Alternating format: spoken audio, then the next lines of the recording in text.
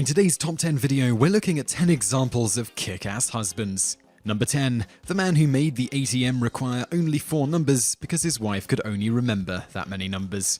Automated teller machines, or ATMs as they're known to normal people without a crippling fear of acronyms, are a ubiquitous aspect of modern life. One thing that has annoyed and frustrated people in equal measures for years, though, is the fact that a machine that can access all of your money only requires you to enter a simple 4-digit combination before it gives up the goods. Well, you can thank John Shepard for that, or more specifically, you can thank his wife. Shepard is noted as being the man who invented the ATM, and according to him, he initially toyed with making the machines require a much more robust 6-number combination to access. Shepard came to this conclusion when he realized he could still remember his own 6-number army number. However, when he ran the idea past his wife, she explained that she couldn't remember that many numbers. He scrapped the idea and instead made the machines only require a 4-number code. And this idea was implemented into virtually every ATM machine in the entire world. Thanks, Mrs. Shepard.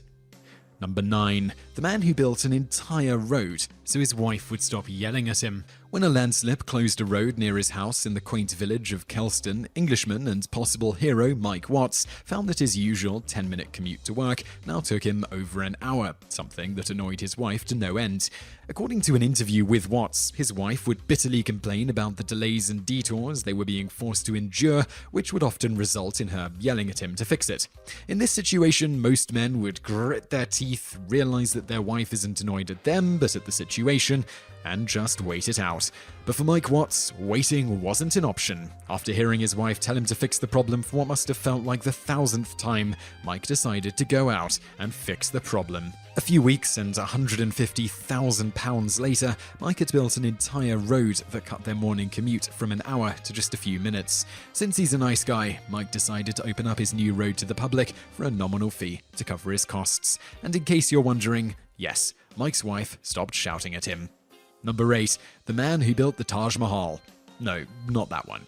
As you're probably aware, along with being an utter genius when it came to getting rid of the material scaffolding surrounding the Taj Mahal, Shah Jahan built the Taj Mahal as a testament to how much he loved his wife. But we're not here to talk about that Taj Mahal. We're talking about a much smaller version, built by one man. That man is Faisal Hassan Quadri, a retired government official from India who made a pretty ballsy promise to his wife.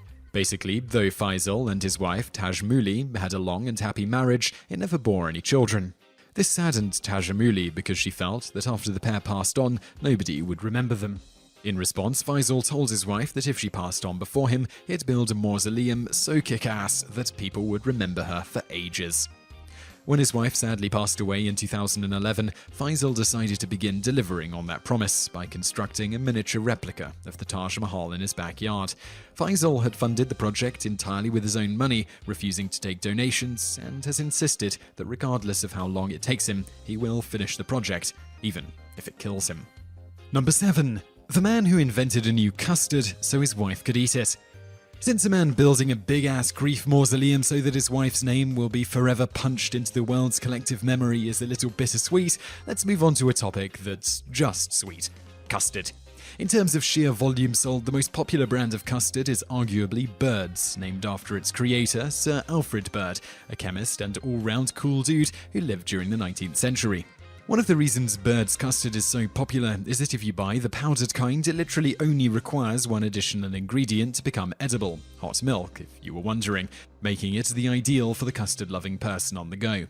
Despite its immense popularity today, with millions of pints being sold every year, Bird only invented it for his wife, who was allergic to egg. You see, prior to Bird, you couldn't make custard without egg, which sucked for his wife because she really wanted to douse her food in gloppy yellow slime for some reason. So using his skills as a chemist, Bird created a recipe that would allow him to make custard without egg, just so his wife could enjoy it.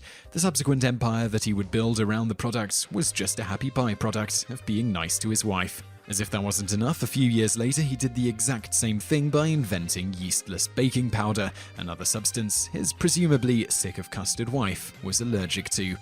Number 6. Henry VIII defied the Pope for his second wife. Including Henry VIII on a list of awesome husbands is like including, insert a celebrity you don't like here, on a list of people who changed the world last year, but we have to include the famously lard-arsed king purely for his sheer gall. As you probably know, King Henry VIII, along with being so fat his bloated corpse exploded after he died, had 6 wives over the course of his stint as king. To marry his second wife, Anne Boleyn, Henry had to appeal to the Pope himself to grant him a divorce from his first wife, Catherine of Aragon.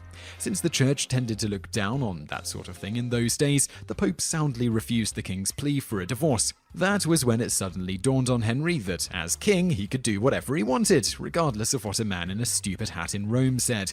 So, despite being explicitly told by God's representative on earth that he couldn't get a divorce, Henry declared himself the head of the church in England and granted himself a divorce anyway.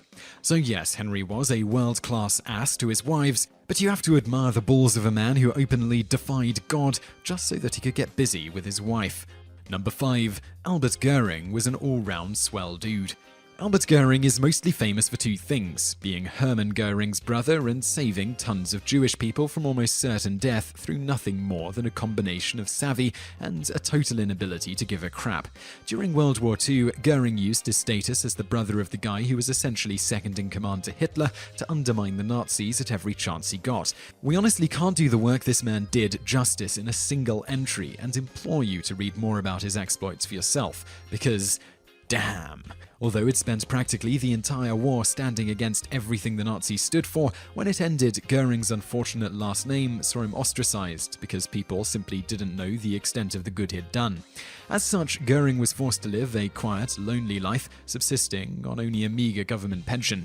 Even then, Göring still managed to prove he was infinitely better than his sibling by marrying his housekeeper the week before he died.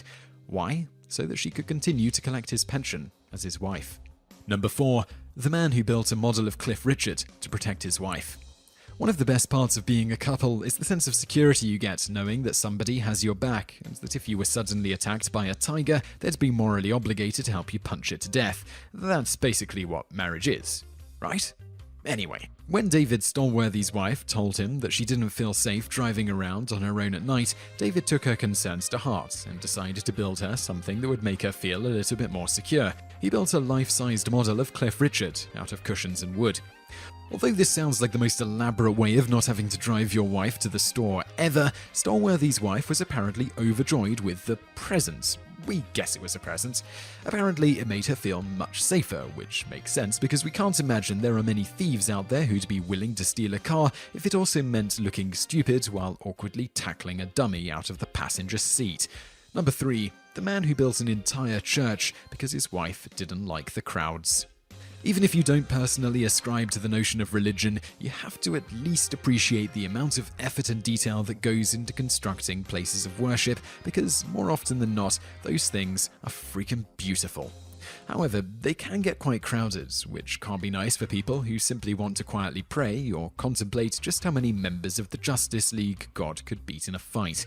When John Richards' wife complained to him that their local church was especially busy when she wanted just a few minutes of quiet reflection in 2007, he decided that the only option was just to build their own better church. So, over the course of the next 2.5 years, Richards and wife gathered scavenged materials from across the UK and built themselves a small 12-person chapel in their backyard. What makes this story so great is that after building the chapel, locals were so taken with the idea of a wicked awesome mini-church that they immediately offered the Richards money to host weddings in it. They turned the money down because the church wasn't built on consecrated ground, and also, presumably, because they didn't want to. Number 2. Stephen King has dedicated every copy of Carrie ever published to his wife. As we've discussed before, pretty much the only reason Stephen King decided to write Carrie, the novel lauded as the one that launched his career, is because someone sent him a taunting letter saying he couldn't write from the perspective of a woman. An aspect of that story we didn't give a lot of attention to was just how much of a key role King's wife, Tabitha, played in getting that story published. After writing the first 3 pages of what would later become Carrie, it's noted that King, in a fit of self-loathing, threw them all into the trash. It was Tabitha who pulled those pages out of the trash, brushed them off, and urged King to keep writing the story. When he got stuck writing from a female perspective, she gave him a gentle nudge in the right direction and coached him on how a woman's mind worked. When King was offered a better paying job job that would have stopped him from writing, she told him not to take it because it would stop him doing what he loved. When King received rejection letter after rejection letter about Carrie, Tabitha stopped him from getting discouraged. No doubt, as thanks to his wife's unwavering loyalty and faith during one of his darkest periods of self-doubt, literally every copy of Carrie ever published has contained the exact same dedication. This is for Tabby. Number 1. The man who split a mountain in half. Married, a lot of men like to brag in their vows that they'd move mountains for their wife.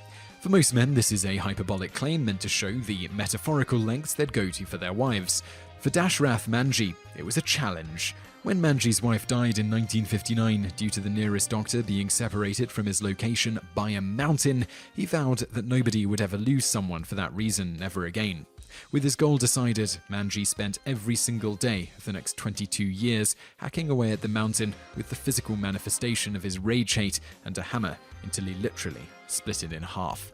According to Manji, when he first declared that he was going to tear down the mountain that claimed his wife with his bare hands, people understandably called him a fool, which only made him want to do it that much harder. In the end, Manji turned what was once an impossible mountain into a 400-foot-long, 30-foot-wide road. What was once a 70-kilometer journey became a 1-kilometer jaunt, all thanks to Manji. He died in 2007 and will be remembered as the first man in history to kill a mountain with his bare hands. So I really hope you enjoyed that video, and I'd love to know what you think of it, so please leave a comment below. I'm also going to link over to another video that you might enjoy, so just click on that thumbnail on the screen now, and don't forget to subscribe to our channel because we put out a new video 7 days a week, and you can also visit us online. Just go to TopTenz.net. Thanks for watching.